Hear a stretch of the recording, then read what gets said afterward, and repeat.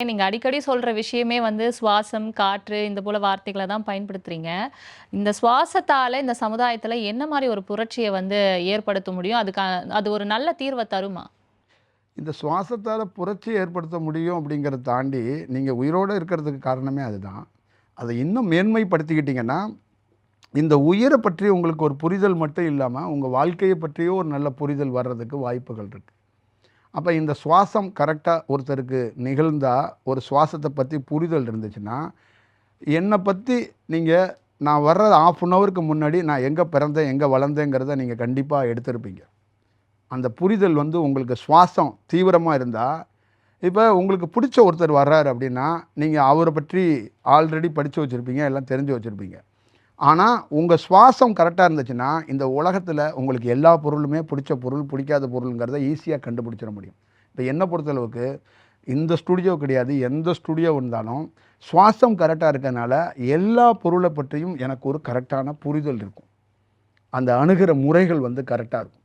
அப்போ ஒரு சுவாசம் கரெக்டாக இருந்தால் தான் நீங்கள் உங்கள் அம்மாவுடைய அணுகவே முடியும். முதல் அடிப்படை தகுதி எது அப்படின்னா, சுவாசம் சரியாக இருந்தால் தான் உணவு, உடை, உறக்கம், சந்தோஷம், உடலுறவு எல்லாமே சீராக நடக்கும். இதில் சரியாக இல்லைன்னா மனிதன் விலங்காக மாறுவான், மனிதன் சைக்கோவாக மாறுவான், மனிதன் அரக்கனாக மாறுவான், மனிதனே தனக்கு என்ன அடையணுங்கிறதுக்காக எதையும் செய்வான்.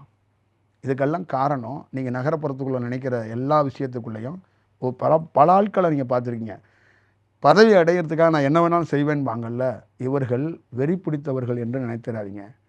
பெரிய வித்தக்காரர்கள்னு நினைச்சிடாதீங்க. பெரிய அறிஞர்கள் என்று நினைத்திராதீங்க. சுவாசம் சரியில்லாதவர்கள்.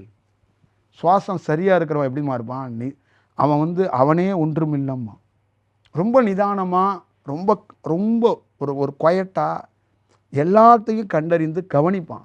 இப்போ நான் எப்படின்னா, உங்களை இங்கே இருக்கிற அத்தனை பொருளையும் கவனித்து என்னுடைய பணி இருக்கும். அப்போ நீங்கள் எப்படி இருக்குன்னா, எல்லாத்தையும் கவனிக்க வேண்டிய நேரம் வேஸ்ட்டும்பீங்க. எல்லாத்தையும் ஏன் கவனிக்கணும்? எனக்கு என்ன வேலை? அதை மட்டும் நான் ஃபோக்கஸ் பண்ணிட்டு போய்கிட்டே இருப்பேன்.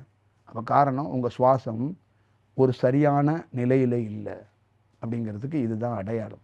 அப்போ சுவாசம் பலப்பட்டுச்சுன்னா, சுவாசம் கரெக்டாக இருந்துச்சுன்னா, ஒரு ராஜாவுக்கு புத்தகம் இல்லாமல் இந்த ஆட்சியை நடத்த முடியும். ஒரு ராஜ்யம் நடத்த 1500 பேர் தேவையில்ல. ஒரு சுவாசம் கரெக்டாக இருந்தால் ராஜ்யம் கரெக்டாக இருக்கும். அப்போ ராஜ்யம் நடத்த நீ உண்மையான ராஜாவாக இருக்கணும்னா, உன் சுவாசம் பலப்பட்டா 5 புலன்களையும் அடக்கி நீ இந்த ராஜ்யத்தை ஆள முடியும்.